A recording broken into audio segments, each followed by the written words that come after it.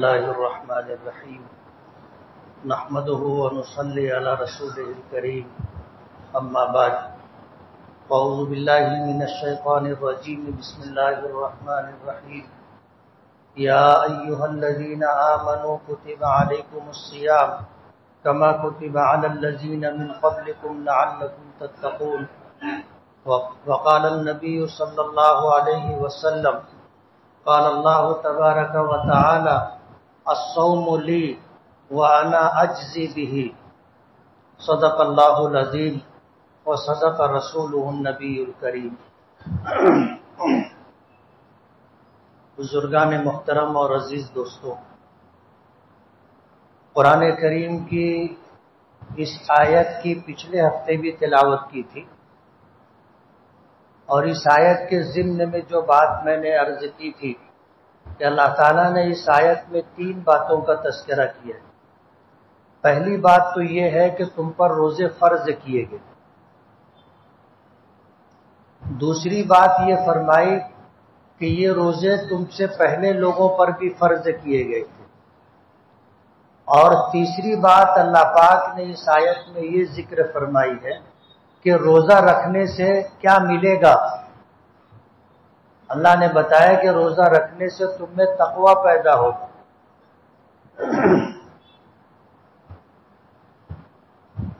پہلی بات کہ روزے تم پر فرض کیے گئے۔ اللہ پاک کا ارشاد ہے شہر رمضان فمن شہید منکم الشہر فلیصم، کہ اس امت میں قیامت تک آنے والے انسانوں کو اللہ پاک کا یہ حکم ہے کہ تم میں سے جو شخص بھی رمضان کا مبارک مہینہ پائے تو اسے چاہیے کہ وہ رمضان کے روزے رکھے۔ یعنی رمضان کا روزہ فرض ہے، ہر حال میں رکھنا ضروری ہے۔ آج دکھ کے ساتھ یہ بات کہنی پڑ رہی ہے کہ ہم میں خاص طور پر نوجوان جو گٹکے اور دیگر نشے کے عادی ہیں، ان کے لیے روزہ رکھنا مشکل ہو رہا ہے۔ انہوں نے ایسی عادتیں اپنا لی ہیں جن کی وجہ سے روزہ ان کے لیے دشوار ہو رہا ہے اور وہ روزہ نہیں رکھتے۔ اور یہ بہت افسوس کی بات ہے۔ اللہ پاک نے جب رمضان کا مہینہ عطا فرمایا تو ہم پر اس کی قدردانی ضروری تھی۔ یہ بات آپ کے علم میں ہے کہ پچھلی امتوں پر روزے فرض تھے، جیسے عاشورہ محرم کا روزہ فرض تھا۔ رمضان کا مبارک مہینہ اللہ نے روزوں کے ساتھ ہمیں عطا کیا ہے۔ جب رمضان میں مہینے بھر کا روزہ فرض ہے تو اس کی قدردانی ہونی چاہیے تھی۔ اللہ نے رمضان کا یہ روزہ خاص طور پر اس امت کو عطا کیا ہے۔ اللہ نے روزے کی اہمیت بتانے کے لیے یہ بات کہی ہے کہ الصوم لی وانا اجزی بہ، کہ روزہ میرے لیے ہے اور روزے کا بدلہ میں خود دوں گا۔ بعض روایتوں میں آتا ہے کہ الصوم لی وانا اجزا بہ، کہ روزہ میرے لیے ہے اور روزے کا بدلہ میں خود ہوں۔ علماء نے 2 باتیں اس حدیث پاک کے ضمن میں فرمائی ہے۔ پہلی بات تو یہ کہ ہر عمل کا اجر اللہ پاک ہی دیتے۔ ہمیں نماز ہے، زکوٰۃ ہے، حج ہے، تلاوت ہے، اللہ کا ذکر ہے، دیگر جتنے اعمال خیر ہیں سب کا اجر اللہ پاک دیتے۔ پھر اس بات کا کیا مقصد ہے؟ فرمانا کہ وانا اجزی بہ، کہ روزے کا بدلہ میں خود دوں گا۔ پہلی بات علماء نے یہ فرمائی ہے کہ جب کسی چیز کی اہمیت بتلانی ہوتی ہے تو اسے اپنی طرف منسوب کیا جاتا ہے۔ ایک نسبت اسے دی جاتی ہے اور اس نسبت سے اس چیز کی اہمیت کو اجاگر کرنا ہوتا ہے۔ نماز کا اجر بھی اللہ ہی دیتے، زکوٰۃ کا اور حج کا اجر بھی اللہ پاک ہی دیتے ہیں، لیکن نماز ہے، زکوٰۃ ہے، حج ہے، اس کے متعلق یہ نہیں فرمایا کہ اس کا اجر میں خود دوں گا. روزے کے متعلق یہ بات فرمائی. وجہ اس کی یہ ہے کہ روزہ ایک ایسا عمل ہے کہ اس میں اور دیگر نیک اعمال میں فرق ہے، اور وہ فرق آپ سنو گے تو آپ کو حیرت ہوگی کہ روزے کے ساتھ آپ دوسرے کار خیر اور نیک اعمال بھی کر سکتے ہیں. آپ روزہ رکھے ہیں تو روزے کے ساتھ نماز بھی پڑھ سکتے ہیں. روزے کی حالت میں آپ زکوٰۃ بھی دے سکتے ہیں. روزے کی حالت میں بیت اللہ کا طواف بھی کر سکتے ہیں. روزے کی حالت میں قرآن کریم کی تلاوت بھی کر سکتے ہیں. اللہ کا ذکر بھی کر سکتے ہیں. روزے کی حالت میں ہر نیک عمل کیا جا سکتا ہے. لیکن دوسرے اعمال جیسے نماز ہے، آپ اگر نماز پڑھ رہے ہیں تو نماز کے ساتھ آپ زکوٰۃ دینے والا عمل نہیں کر سکتے. نماز پڑھتے ہوئے آپ طواف نہیں کر سکتے. نماز پڑھتے ہوئے قیام کی حالت میں قرآن کریم کی تلاوت ہے، لیکن اس کے علاوہ رکوع میں، سجدے میں، قاعدے میں اور جلسے میں قرآن کریم کی تلاوت منع کی گئی. تو اعمال دوسرے ہیں. اس میں اور روزے میں فرق یہ ہے کہ روزے کی حالت میں ہر نیک عمل کیا جا سکتا ہے، لیکن دوسرے نیک اعمال کے ساتھ دوسری نیکیوں کا کرنا مشکل ہے. اور دوسری اہم بات یہ ہے کہ روزہ ایک ایسی عبادت ہے کہ آپ سوئے بھی ہیں تو روزے کی حالت میں، یعنی آپ کا سونا بھی عبادت ہے. یا اس کو یوں سمجھ لیجئے کہ آپ اگر سو رہے ہیں تو بھی آپ کی عبادت جاری ہے. ایسا نہیں ہے کہ آپ سو گئے تو عبادت ختم، جیسے نماز ہے. آپ اگر سو گئے تو نماز نہیں پڑھ سکتے، اور اگر نماز میں ہیں اور سو گئے تو آپ کا وضو گیا تو نماز بھی گئی. لیکن روزہ، آدمی روزہ رکھ کے سوتا ہے اور آدھا دن سوتا ہے تو بھی روزہ جاتا نہیں ہے. سونے کی حالت میں بھی یہ روزے دار ہے، اسے روزے کا ثواب مل رہا ہے. ایک لمحے کے لیے بھی انقطاع نہیں ہے کہ روزے کا اجر و ثواب رک گیا. یہ عبادت ایسی ہے کہ سونے کی حالت میں بھی قائم رہتی ہے اور تسلسل کے ساتھ جاری رہتی ہے، جبکہ دیگر عبادتوں میں یہ چیز نہیں ہے. آپ اگر سو رہے ہیں تو طواف نہیں کر سکتے، اور اگر طواف کرتے کرتے سو گئے تو ظاہر بات ہے طواف کا عمل رک جائے گا. لیکن روزے میں یہ بات نہیں ہے کہ سو گئے تو روزہ رک گیا یا روزہ ختم ہو گیا، ٹوٹ گیا، ایسا نہیں ہے. تو اللہ نے ان دونوں خوبیوں کی وجہ سے روزے کو اپنی طرف منسوخ کیا ہے. پچھلے ہفتے میں نے یہ بات کہی تھی کہ روزہ صبح صادق سے لے کر کے غروب آفتاب تک کھانے پینے اور جماع و ہم بستری سے رکنے کا نام.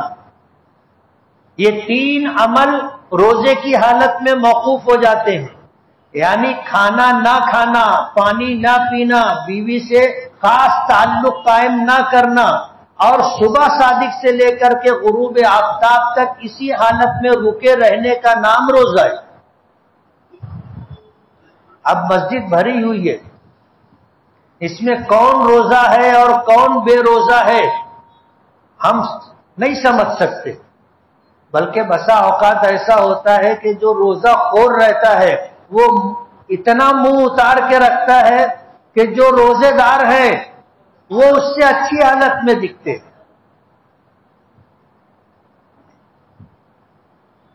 آدمی فرق نہیں کر سکتا کہ کون روزے دار ہے اور کون روزہ خور ہے، فرق نہیں ہو سکتا.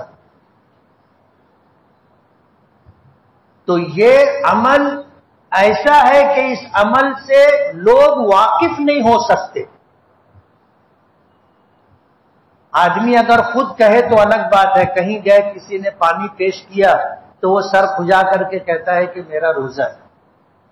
تو معلوم پڑتا ہے کہ یہ روزہ ہے، ورنہ روزہ ایسی عبادت ہے کہ اللہ جانتا ہے، بندہ جانتا ہے، اور یہ عمل خاص اللہ کے لیے ہوتا ہے، خاص اللہ کے لیے۔ تنہائی ہم میں سے ہر ایک کو ملتی ہے، تنہائی ہم میں سے ہر ایک کو ملتی ہے، لیکن کوئی ایسا نہیں ہوگا کہ تنہائی میں پانی پیتا ہو، تنہائی میں کھانا کھاتا ہو۔ جس طرح محفل اور مجلس کے اندر آدمی کھانے پینے سے رکا رہتا ہے، تنہائی میں بھی آدمی کھانے پینے سے رکا رہتا ہے۔ اور یہ ظاہر بات ہے، تنہائی میں کون دیکھ رہا ہے؟ اللہ کے سوا کوئی دیکھنے والا نہیں، لیکن تنہائی میں بھی آدمی کھانے پینے سے اور خواہشات نفس سے روکا رہتا ہے۔ اس لیے اللہ پاک نے فرمایا کہ الصوم لی، بندہ روزہ میرے لیے رکھتا ہے، تنہائی میں بھی کھانے پینے کا عمل نہیں کرتا، خواہشات نفسانی سے روکا رہتا ہے، روزہ میرے لیے رکھتا ہے کہ مجلس میں بھی اللہ دیکھ رہا ہے، تنہائی میں بھی اللہ دیکھ رہا ہے۔ آدمی کھاتا پیتا نہیں ہے، خواہشات نفسانی پوری نہیں کرتا، اللہ کے لیے یہ تینوں چیزیں چھوڑ کر کے اپنا وقت گزارتا ہے، تو اللہ پاک نے فرمایا الصوم لی، روزہ بندہ میرے لیے رکھتا ہے۔ جب میرے لیے رکھا ہے وہ انا اجزی بھی، اس کا اجر خود میں دوں گا۔ وَأَنَا أُجْزَى بِهِ، یا یہ فرمایا کہ روزے کا بدلہ میں خود رہوں گا۔ اور ظاہر بات ہے کہ جس شخص کو اللہ پاک مل جائے پھر کیا ہے؟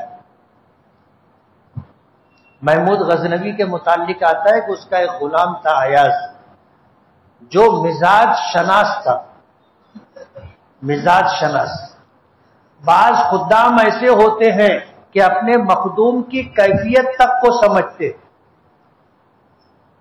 کیفیت تک کو سمجھتے ہیں کہ ابھی ان کو پانی چاہیے، ابھی ان کو خدمت چاہیے، ابھی ان کو تنہائی چاہیے، حالانکہ وہ مخدوم کہتا نہیں ہے، لیکن جو خادم مزاج شناس ہوتا ہے تو وہ اپنے آقا اور اپنے مخدوم کی ہر چیز کو سمجھتا ہے کہ انہیں کس چیز کی ضرورت ہے۔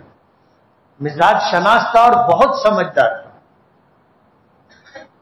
بادشاہ نے اعلان کیا کہ اس مجلس میں، دربار میں جتنی چیزیں ہیں قیمتی سے قیمتی، جو جس چیز پر ہاتھ رکھ دے گا وہ اس کی ملکیت، اسے دے دی جائے۔ اتنا کہنا تھا کہ بھگدڑ مچ گئی، کوئی چیز لینے کے لیے، کوئی چیز لینے کے لیے بھاگ دوڑ ہو گئی ہے، میں کس پر ہاتھ رکھوں؟ تمام لوگ جو ہے اشیاء اور قیمتی چیزوں کی طرف بڑھے۔ ایاز آگے بڑھا اور جا کر کے اس نے بادشاہ کے کاندھے پر ہاتھ رکھ دیا۔ محمود نے کہا کہ یہ کیا کیا تم نے؟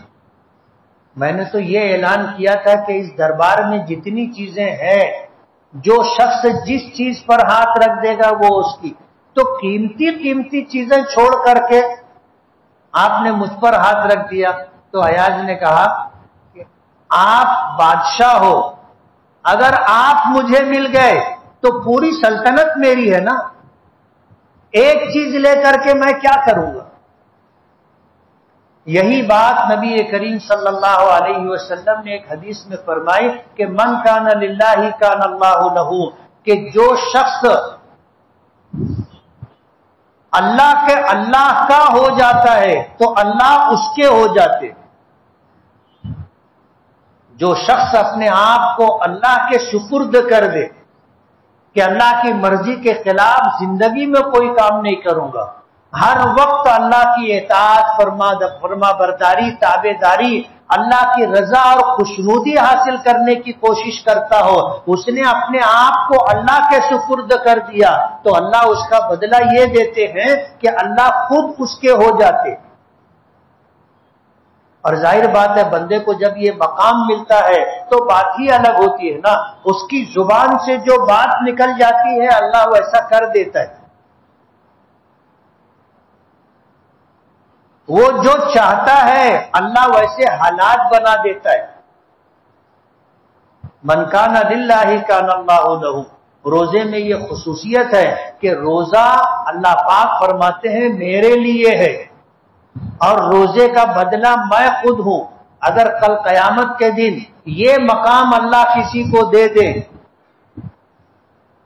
کہ یہ بندہ میرا ہے میں اس کا ہوں, تو ظاہر بات ہے بندہ جو چاہے گا اللہ پاک وہ اسے کر کے دے گی.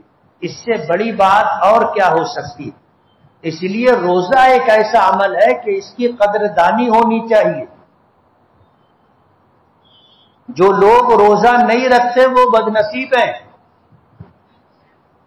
اپنی ایک چاہت کے لیے نشے کی عادت ہے, گٹکے کی عادت ہے, تمباکو کی عادت ہے, جس کی وجہ سے روزہ نہیں رکھتے. یہ بدنصیبی کی بات ہے. اللہ پاک نے ایک عمل ہمیں ایسا دیا کہ جس عمل پر اللہ پاک کی طرف سے جنت کا وعدہ ہے. حدیث پاک میں آتا ہے نبی کریم صلی اللہ علیہ وسلم نے جمعہ کے دن مسجد میں تشریف لائے, پہلے درجے پر قدم رکھا تو فرمایا آمین, دوسرے درجے پر قدم رکھا فرمایا آمین, تیسرے درجے پر قدم مبارک رکھا فرمایا آمین. نماز کے بعد صحابہ کرام نے پوچھا کہ اللہ کے رسول آج ہم نے آپ سے ایک نیا عمل دیکھا ہے جو اس سے پہلے کبھی نہیں دیکھا. تو حضور نے فرمایا کیا؟ تو کہنے لگے کہ آپ نے تینوں درجوں پر قدم مبارک رکھتے وقت آمین کہا. تو حضور نے فرمایا کہ جبرائیل آئے تھے اور انہوں نے یہ بد دعا دی تھی کہ ہلاک ہو وہ شخص جو اپنے والدین میں سے دونوں کو یا کسی ایک کو بڑھاپے کی حالت میں پائے اور اپنے لیے جنت کا انتظام نہ کر لے. یعنی بڑھاپے میں ماں باپ کی اتنی خدمت کرے کہ ماں باپ اپنے اس بچے سے راضی اور خوش ہو. اگر یہ کام کر لیا تو اس پر اللہ پاک اسے جنت دے گی. اور اگر کوئی شخص یہ نہیں کرتا ہے, ماں باپ بوڑھے ہو گئے یا دونوں میں سے کوئی ایک رہا وہ بوڑھا ہو گیا اور اس نے ماں باپ کی اتنی خدمت نہیں کی کہ اسے جنت مل جائے, جبرائیل نے بد دعا دی کہ ایسا شخص ہلاک ہو. تو حضور نے فرمایا آمین. جب دوسرے درجے پر قدم مبارک رکھا تو جبرائیل نے بد دعا دی کہ ہلاک ہو وہ شخص جس کے سامنے آپ کا نام مبارک آئے اور وہ آپ پر درود پاک نہ بھیجے. حضور نے فرمایا آمین. ہم لوگوں سے یہ کوتاہی ہوتی ہے. نبی کریم صلی اللہ علیہ وسلم کا نام مبارک آیا یا آپ کا ذکر خیر آیا تو ہم صلی اللہ علیہ وسلم نہیں بولتے. اگرچہ علماء نے یہ فرمایا کہ جیسے یہ ایک مجلس ہے, اس مجلس میں 10 مرتبہ آپ کا نام مبارک لیا گیا, ہم میں سے ہر ایک نے اگر ایک مرتبہ بھی صلی اللہ علیہ وسلم کہہ دیا تو وہ اس بد دعا سے خارج ہے. یعنی مجلس میں ایک مرتبہ صلی اللہ علیہ وسلم کہنا کافی ہے. دیگر علماء کی ایک جماعت کہتی ہے کہ جب جب نبی کریم صلی اللہ علیہ وسلم کا نام مبارک آئے, آپ کا ذکر خیر ہو تو آپ پر درود بھیجنا چاہیے. اور ظاہر بات ہے درود بھیجنے میں لگتا کیا ہے, زبان کو تھوڑی سی حرکت دینی ہے, صلی اللہ علیہ وسلم کہنا ہے. آپ آواز سے کہو بغیر آواز کے کہو, عمل تو ہو گیا. حضور کے اتنے احسانات ہیں کہ ان احسانات کے پیش نظر حضور پر درود نہ بھیجنا خود ہی بد نصیبی اور بدبختی کی بات ہے. جائے کہ حضور کا نام مبارک آئے اور ہم درود پاک نہ بھیجیں. تو جبرائیل نے بد دعا دی, حضور نے آمین کہی. تیسری چیز جو میں بتانا چاہتا ہوں کہ تیسرے درجے پر جب قدم مبارک رکھا تو جبرائیل نے بد دعا دی کہ ہلاک ہو وہ شخص جو رمضان کا مبارک مہینہ پائے اور اس کی مغفرت نہ ہو. رمضان ہے کیا؟ رمضان کا مہینہ اور 11 مہینے میں کیا فرق ہے؟ 5 وقت کی نمازیں ہم 11 مہینے میں بھی پڑھتے ہیں, رمضان میں بھی پڑھتے ہیں. نماز کے اعتبار سے کوئی فرق نہیں.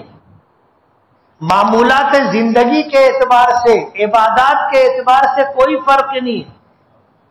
اگر فرق دیکھو گے تو دو ہی چیزیں ہیں جو رمضان میں اضافی طور پر ہم کو ملی۔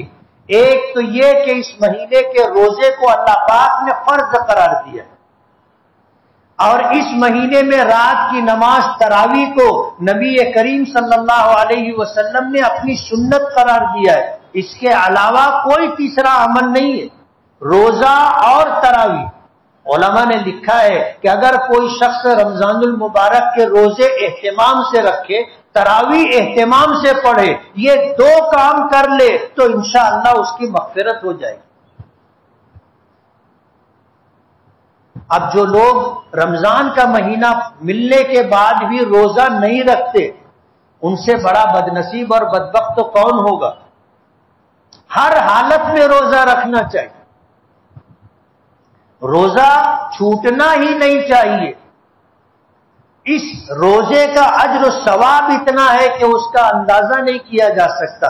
حضرت علی کا ایک قول میں نے پچھلے ہفتوں میں ذکر کیا تھا کہ اگر کوئی شخص رمضان کا روزہ جان بوجھ کر چھوڑ دے اور پھر اس روزے کی قضا کے بعد اس روزے کا اجر و ثواب حاصل کرنے کے لیے پوری زندگی بھی روزہ رکھ لے تو رمضان کے روزے کا ثواب نہیں پا سکتا، اتنا زیادہ اللہ نے اس میں اجر رکھا ہے۔ تو جو لوگ روزہ نہیں رکھتے وہ بدنصیب ہیں۔ اس بات پر مجھے لوگوں نے متوجہ کیا کہ اسے خاص طور پر آپ کہیے کہ لوگ روزے کا اہتمام نہیں کرتے، خاص طور پر نوجوان گٹکا خور لوگ جو ہے روزہ نہیں رکھتے، یہ بدنصیبی کی بات ہے۔ اور اللہ نے قرآن کریم کی آیت میں جو بات فرمائی کما کتب علی الذین من قبلکم، کہ تم پر روزہ فرض کیا گیا ہے، تم سے پہلے پچھلی امتوں پر بھی روزہ فرض کیا گیا تھا، یعنی یہ عمل ایسا نہیں ہے کہ جو آپ کے لیے بہت مشکل ہو۔ پچھلی امتوں نے روزے رکھے ہیں تو تم بھی روزہ رکھ سکتے ہو۔ ایسا نہیں ہے کہ پچھلی امتوں پر روزہ نہیں تھا تمہیں روزہ دیا گیا، نہیں، وہ بھی روزہ رکھتے تھے، اس کا مطلب یہ ہے کہ تم بھی روزہ رکھ سکتے ہو۔ اور ہمارے یہاں روزہ سخت گرمی میں بھی رکھا جاتا ہے، بلکہ ہمارے یہاں بچے بھی روزہ رکھتے ہیں، بچیاں بھی روزہ رکھتی ہیں۔ اب بڑی عمر میں بالغ ہونے کے بعد اگر آدمی روزہ نہ رکھے تو ظاہر بات ہے یہ تو اس کی بدنصیبی کی بات ہے۔ ایک تو مغفرت سے محروم، دوسرا حضرت جبرائیل کی بد دعا کہ مغفرت نہیں ہوئی تو انہوں نے ہلاکت کی بد دعا دی ہے، اور اس پر حضور نے آمین کہی ہے۔ آمین کا مطلب کیا ہے؟ ہم لوگ کوئی دعا مانگتا ہے، دعا میں ہم شریک ہوتے ہیں اور وقفے وقفے سے ہم آمین آمین کہتے رہتے ہیں۔ آمین کا مطلب کیا ہے؟ آمین عربی زبان کا لفظ ہے، اس کے معنی ہے اللہم استجب، استجب، کہ اللہ اس دعا کو قبول فرما لے۔ یعنی دعا کرنے والا دعا کرتا ہے، دعا میں شریک لوگ سفارش کرتے ہیں اللہ کی بارگاہ میں کہ اللہ اس دعا کو قبول فرما لے، اس دعا کو قبول فرما لے، اس دعا کو قبول فرما لے۔ ظاہر بات ہے کچھ کام ایسے ہوتے ہیں کہ بسا اوقات نہیں ہوتے، کسی کی سفارش پر ہو جاتے۔ آپ کہیں گئے کسی کام کے لیے، سامنے والوں نے اتنی توجہ نہیں دی اور آپ کا کام رہ گیا، آپ مایوسی کی حالت میں تھے، لیکن کسی نے آپ کو ساتھ میں لیا اور جا کر کے کہا کہ ان کا ایک چھوٹا سا کام ہے، تھوڑا سا دیکھ لیتے، کر دیتے۔ انہوں نے کہا ٹھیک۔ ایک آدمی کے کہنے پر وہ کام ہو جاتا ہے۔ دعا میں آمین کہنا سفارش ہے کہ اللہ جو دعا کی جا رہی ہے، اس تیرے بندے نے جو دعا مانگی ہے اسے قبول فرما لے۔ جب پوری مسجد آمین کہتی ہے تو اللہ پاک کیسے رد کرے گی؟ سفارش کرنے والا ایک نہیں ہے نا، سفارش کرنے والے جتنے دعا میں شریک ہے سب اللہ کی بارگاہ میں یہ سفارش کر رہے ہیں کہ اللہ یہ دعا قبول فرما لے، تو اللہ رد نہیں کرتا، دعا قبول کر لیتا ہے۔ اب ظاہر بات ہے کہ جبرائیل نے بد دعا دی۔ علماء نے لکھا ہے کہ جبرائیل جیسے مقرب فرشتے کی بد دعا ہی کافی تھی، کوئی آمین نہ بھی کہتا تو بھی جبرائیل جیسے فرشتے کی بد دعا آدمی کی ہلاکت اور تباہی کے لیے کافی تھی۔ جائے کہ اس پر حضور نے آمین کہی. اور ظاہر بات ہے حضور نے آمین کہی, حضور نے اس بددعا کی قبولیت کی سفارش کی ہے, تو اللہ پاک کیسے رد کریں گے؟ بددعا ہر حال میں قبول ہوگی. اس لیے جو لوگ روزہ نہیں رکھتے ان کے لیے سوچنے کا مقام. روزہ ایک ایسا عمل ہے کہ اس کی قدردانی ہونی چاہیے. یہی وجہ ہے کہ ہمارے اکابرین اور بزرگوں کے معمولات رہے.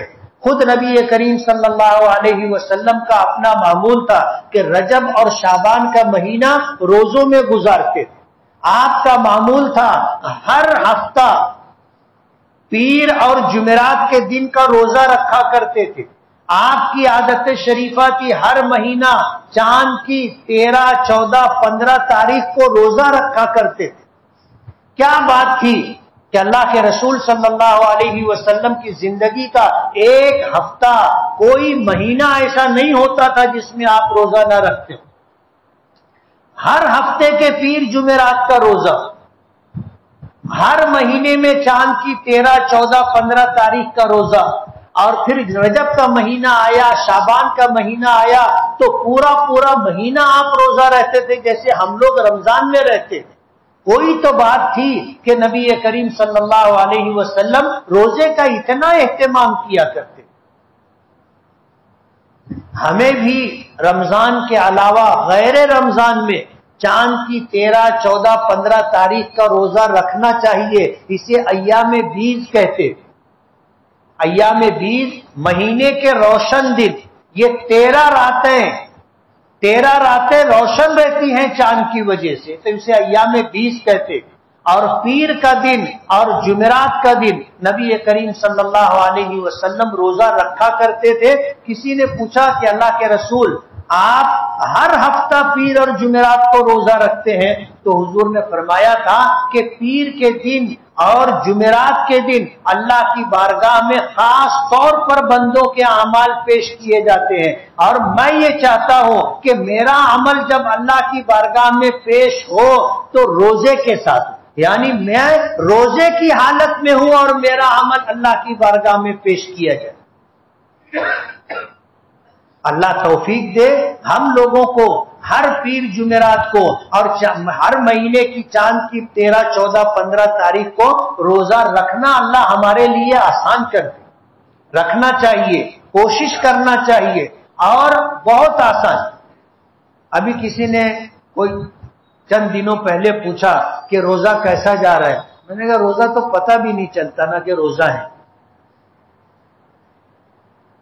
ہم میں سے کتنے لوگ ایسے ہوں گے جن کے ذمے کوئی مشقت کا کام نہیں ہے, جن کے ذمے محنت کا کام نہیں ہے, ان کے لیے روزہ پتہ نہیں چلتا. صبح آدمی نماز پڑھتا ہے, معمول پورے کر کے سو جاتا ہے, ظہر سے پہلے اٹھتا ہے, اس کے بعد کتنا وقت باقی رہتا ہے. بسا اوقات ایسا ہوتا ہے کہ دن چھوٹا لگنے لگتا ہے, کام باقی رہ جاتا ہے. تو روزہ تو پتہ بھی نہیں چلتا, نہ بھوک لگتی ہے نہ پیاس لگتی ہے. اور ہم جیسے لوگ جن کے دن میں دھوپ میں پھرنا نہیں ہے, مسجد میں آ کے آرام سے سائے میں پنکھے میں رہتے ہیں, پتہ بھی نہیں چلتا کہ پیاس کس کو کہتے ہیں. افطاری کے وقت پانی کی چاہت نہیں ہوتی, تربوز کے 2-4 ٹکڑے کھا لیے تو پیاس پتہ بھی نہیں چلتی ہے کہ نہیں. روزہ اتنا آسان. جو لوگ لوم چلاتے ہیں, جو لوگ حمالی کرتے ہیں, جو لوگ دھوپ میں کام کرتے ہیں, محنت اور مشقت کرتے ہیں, ان کے لیے روزہ ہے. لیکن ان کے روزے کا اجر و ثواب ہمارے روزے کے مقابلے میں زیادہ ہوتا ہے. اللہ کے رسول صلی اللہ علیہ وسلم سے حضرت عائشہ نے پوچھا تھا تو حضور نے فرمایا تھا کہ اجر کے اعلیٰ قدر نصب کے, کہ عائشہ تیرے اعمال کا, تیرے روزوں کا ثواب تیری مشقت کے بقدر ہے.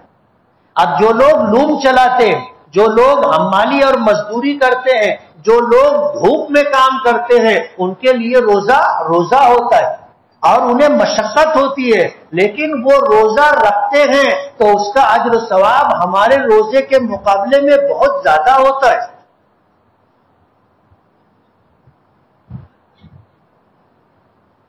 اللہ کسی کی محنت کو رائگاں اور بیکار نہیں جانے دیتا. آدمی لوم چلانے کے ساتھ روزہ رکھ رہا ہے، اس کے اجر و ثواب کا اندازہ نہیں کر سکتے. حضور نے فرمایا اجر کے اعلیٰ قدر نصب کے. ذہن میں آتا ہے ایک آدمی آرام سے اسی روم میں ہے اور ایک شخص ہے پترے کے شیڈ کے اندر لوم چلا رہا ہے. روزہ دونوں رکھ رہے ہیں، ایک کا روزہ کتنا آسان ہے آپ دیکھو، اور دوسرے کا روزہ کتنا مشکل ہے آپ دیکھو. تو اجر و ثواب دونوں کا برابر کیسے ہوگا؟ اجر و ثواب برابر نہیں ہو سکتا.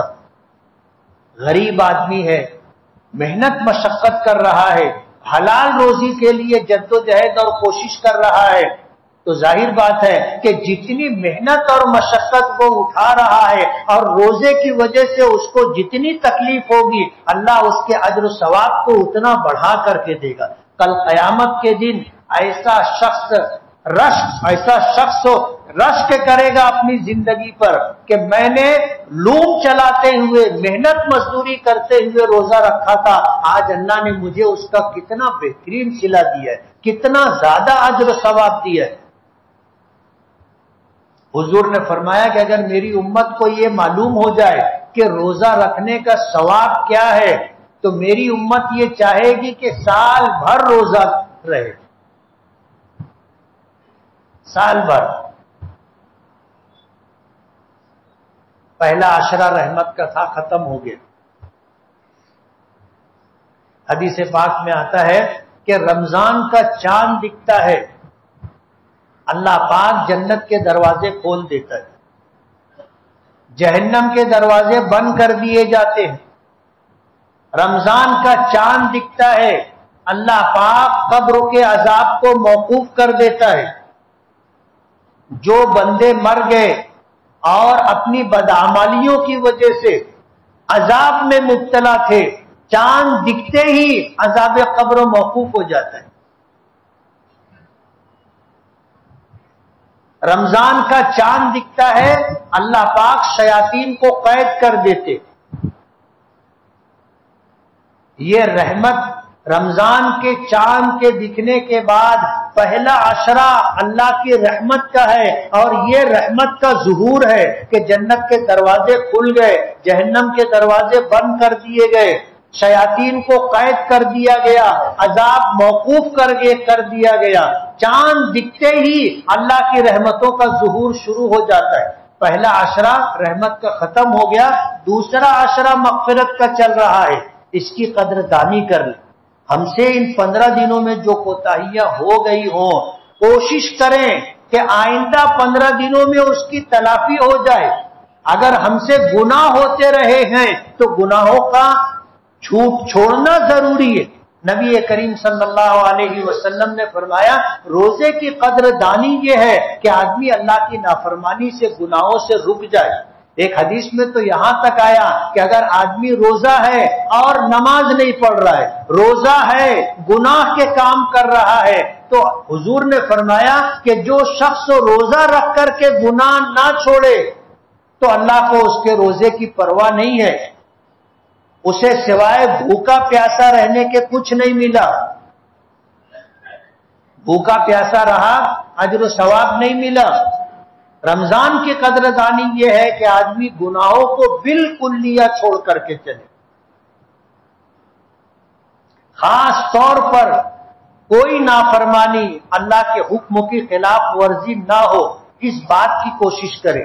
اور آخری بات یہ کہ اس مہینے کی اہمیت کا اندازہ آپ اس سے کر سکتے ہیں کہ اس مہینے میں جو عمل ہم نے روزے کا انجام دیا، اللہ نے روزے فرض کیے، ہم نے اس کی تعمیل کی، اہتمام کے ساتھ روزہ رکھا. ہمارے آقا نے ایک نماز کو ہمارے لیے سنت قرار دیا، ہم اس کی قدردانی اس طرح کر رہے ہیں کہ اہتمام کے ساتھ ہم تراویح پڑھ رہے، خوش دلی کے ساتھ، بشاشت کے ساتھ. کوئی پیشانی پر بل نہیں اور کوئی دل میں گرانی نہیں، خوش دلی اور بشاشت کے ساتھ تراویح پڑھ رہے، اللہ کے حکم کی تعمیل، روزہ رکھ رہے ہیں.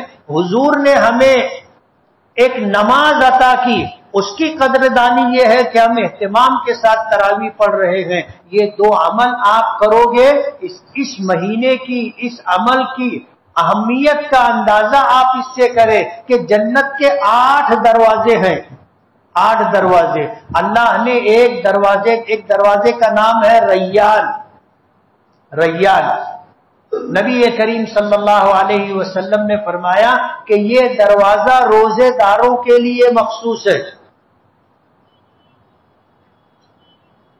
جنت کا ایک دروازہ روزے داروں کے لیے مخصوص ہے کہ اس دروازے سے روزے دار جنت میں جائیں۔ نماز کے لیے، زکات کے لیے، حج کے لیے، دیگر اعمال خیر کے لیے جنت کا کوئی دروازہ مخصوص نہیں ہے، روزے کے لیے ایک دروازہ مخصوص ہے۔ آپ اندازہ کر سکتے ہیں کہ اللہ کے نزدیک اس عمل کی کتنی اہمیت ہے۔ اس لیے روزوں کا اہتمام کریں گے نا۔ ہم سے ان 15 دنوں میں جو کوتاہیاں ہو گئی ہوں، آئندہ 15 دنوں میں وہ کوتاہیاں بالکل نہ ہو۔ اللہ تعالیٰ سے توبہ و استغفار کریں اور آئندہ دنوں میں گزرے ہوئے دنوں کی تلافی کی کوشش کریں۔ قرآن کریم کے اس مہینے کے ساتھ خاص مناسبت، جو شخص قرآن پاک پڑھنا جانتے ہوں اہتمام کے ساتھ کم سے کم ایک قرآن پاک ختم کرنا چاہیے، کم سے کم ایک قرآن پاک، اور زیادہ اللہ جتنی توفیق دے۔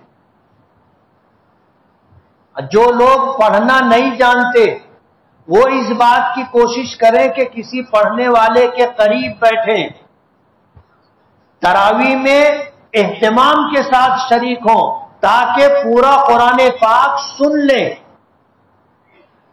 حالانکہ ان کی پہلی ذمہ داری یہ ہے کہ وہ اگر صاحب ایمان ہیں تو زندگی میں ایک مرتبہ قرآن پاک مکمل پڑھنا ان پر فرض ہے۔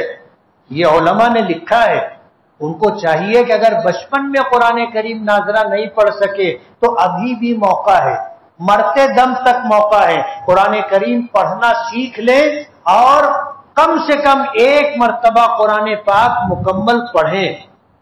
اس بات کا اہتمام کرنا ضروری ہے۔